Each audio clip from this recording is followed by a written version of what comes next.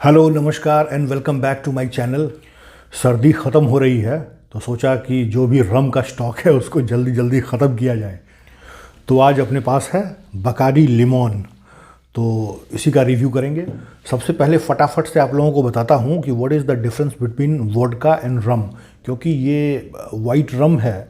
बहुत लोग रम और वोडका में कंफ्यूज करते हैं और दोनों का लुक बिल्कुल एक जैसा होता है, तो ये कन्फ्यूज़न और ज़्यादा बढ़ जाता है। तो जल्दी में समझते हैं रम और वोडका का डिफरेंस।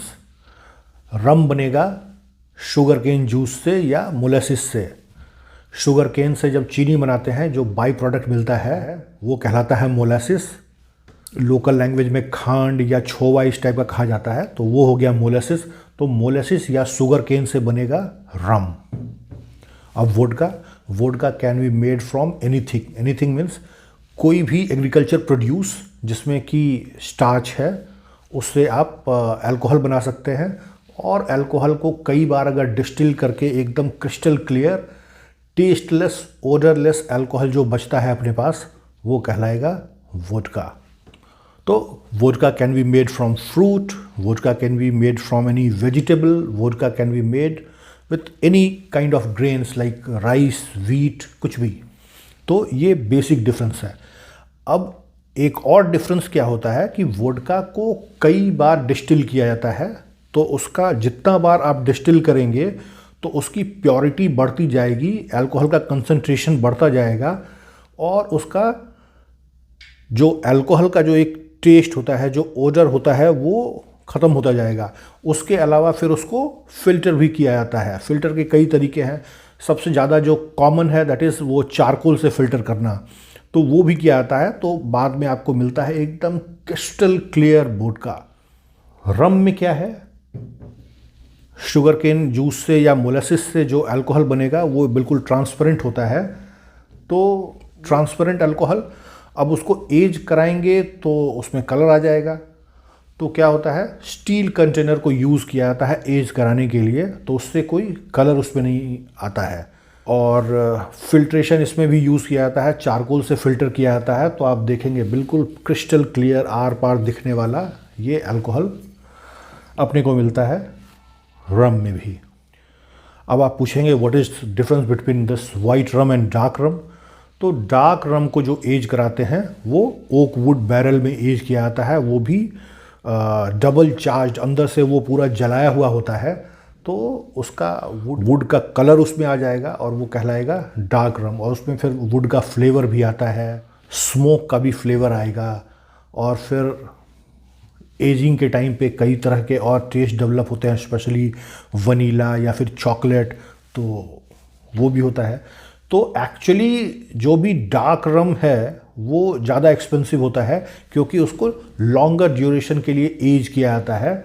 और वाइट रम को मैक्सिमम 1 ईयर के लिए एज किया जाता है। तो हमेशा वाइट रम जो होगा वो इकोनॉमिकल होगा। हालांकि आप इंडिया में देखेंगे कि ये बकाडी या कोई भी वाइट रम है ये अ बिट एक्सपेंसिव होता है। ओल्ड मॉन्क या फिर जो कैप्टन मॉर्गन के जो डार्क रम्स आते हैं या इवन बकाडी का भी जो डार्क रम, वो थोड़ा और सस्ता होता है। तो वो इंडिया की कहानी है। हालांकि ये जो वाइट रम है बकाडी, ये भी मेड इन इंडिया है। हालांकि रेसिपी इसमें जो बकाडी की जो ओरिजिनल रेसिपी है वो यूज़ होती है, बट सिंस इंडिया में शुगर केन और मोलेसिस बहुत ज़्यादा प्रोड्यूस होता है तो इंडिया में रम बहुत आसानी से बनाया जा सकता है। यहाँ तक कि इंडिया में तो मोलेसिस से विस्की भी बन जाता है। खैर वो अपनी अलग कहानी है, मैंने कई बार एक्सप्लेन किया है, तो अभी उस पर नहीं जाऊँगा। अच्छा, एक और डिफरेंस बताऊंगा वोडका में और रम में। वोडका में क्या है कि कई राउंड का फिल्ट्रेशन के बाद उसका टेस्ट बहुत ज़्यादा माइल्ड हो जाता है, ऑलमोस्ट टेस्टलेस हो जाता है। तो आप उसको बहुत आसानी से पी सकते हैं, इवन शॉट्स भी लगा सकते हैं। और उसका जो अल्कोहल का जो ओडर होता है वो भी पूरा का पूरा ऑलमोस्ट न्यूट्रलाइज हो जाता है। रम में वैसा नहीं है। तो रम में क्या होगा, वाइट रम में भी आपको इसमें अल्कोहल का स्मेल भी होगा भभका टाइप का, और टेस्ट में भी आपको ये बहुत ज़्यादा प्लीजेंट नहीं लगेगा। तो वाइट रम जो भी है वो सिर्फ मिक्सिंग के लिए यूज़ किया जाता है और निट पीने के लिए हमेशा डार्क रम यूज़ किया जाता है। वाइट रम नॉर्मली वो इतना हार्श होता है और टेस्ट उतना अच्छा होता नहीं है कि उसको निट पिया जाए। तो हमेशा कॉकटेल्स में या मिक्स करके आप उसको पी सकते हैं। तो बकाडी का जो प्लेन वाइट रम आता है वो नॉर्मली मिक्सिंग के लिए यूज़ होता है, और अगर आप उसको पीना चाहें तो कभी भी आपको बहुत प्लीजेंट टेस्ट नहीं देता है।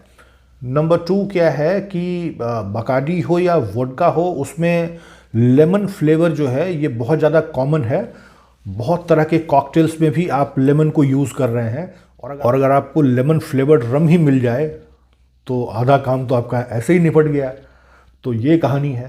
तो नॉर्मल जो प्लेन बकाडी होता है वो तो अच्छा पीने के लायक उसका टेस्ट नहीं होता है, बट इसको हम लोग आज चेक करेंगे इसमें लेमन फ्लेवर है, डायरेक्ट पीने में कैसा लगता है या फिर मिक्स करके कैसा टेस्ट करेगा। एक चीज़ छूट गया था MRP, तो this is half bottle 375 ml, तो झारखंड में इसकी MRP है 490, दैट मीन्स कि ऑलमोस्ट 1000 रुपये का बॉटल है झारखंड में। चलिए ओपन करते हैं, पोर करते हैं।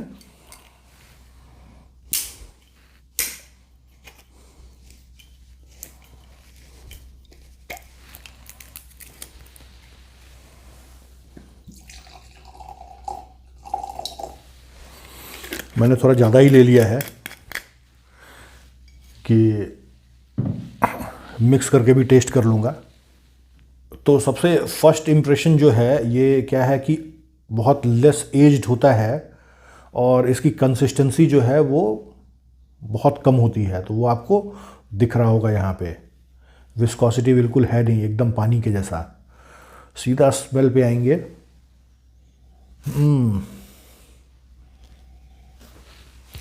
अब लेमन फ्लेवर में क्या है कि नेचुरल लेमन तो इसमें डाला नहीं जाता है, जस्ट फ्लेवर इन्फ्यूज़ करना है, तो फ्लेवर जितना मर्जी उतना डाल दो।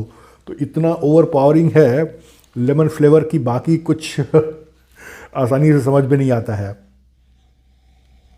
खैर, जैसे ही थोड़ा सा ध्यान देते हैं तो अल्कोहल का तेज भाव का लेमन के साथ आता है।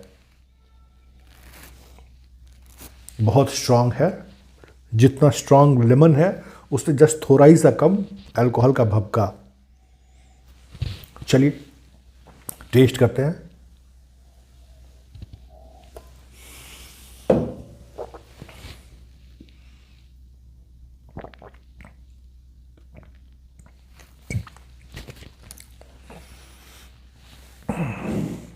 बहुत स्ट्रांग है, थोड़ा हार्श है, बट नॉर्मल जो प्लेन बकाडी होता है उससे थोड़ा कम हार्श लग रहा है। स्वीट काफ़ी है, और जो नाक और कान से जो अल्कोहल का धुआं निकलता है उसके साथ साथ लेमन का भी धुआं निकलता है। तो ये है, एक बार फिर से चेक करता हूँ।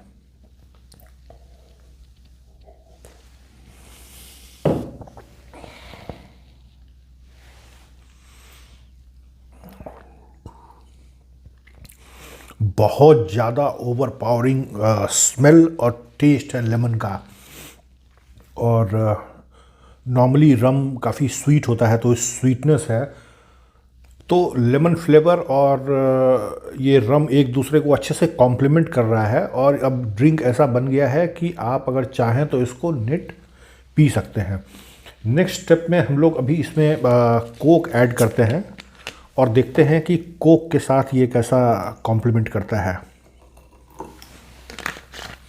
तो खूब सारा कोक डाल लिया है मैंने। स्मेल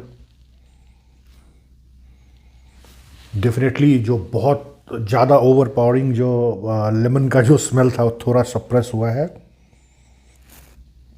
मतलब पहले इतना ज़्यादा था कि इट वाज लाइक एक्सेस। अभी क्या है कि ये ठीक ठीक लग रहा है, और साथ में कोक का स्मेल तो है ही। चलिए पीते हैं।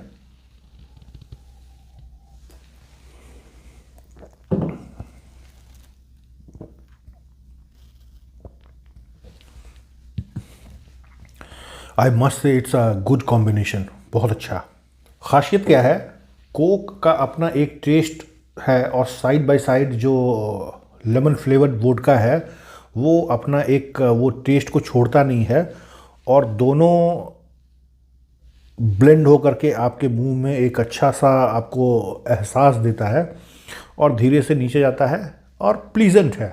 जो नॉर्मल हार्शनेस जो होता है स्पेशली वाइट रम का, वो बहुत सप्रेस हो जाता है और मज़ेदार लग रहा है। आप किसी को ऑफ़र कर सकते हैं।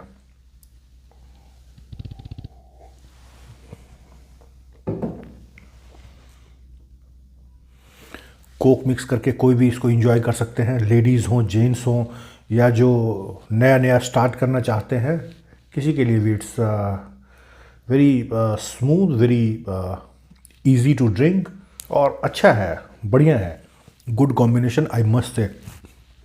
हालांकि वाइट रम को मिक्स करके बहुत तरह के कॉकटेल्स बनाए जा सकते हैं, तो नेक्स्ट वीडियो में किसी कॉकटेल का रेसिपी शेयर करूंगा वाइट रम के साथ आप लोगों के साथ।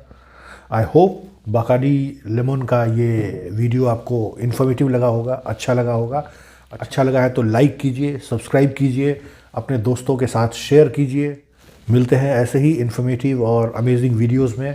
तब तक take very good care of yourself. Bye bye.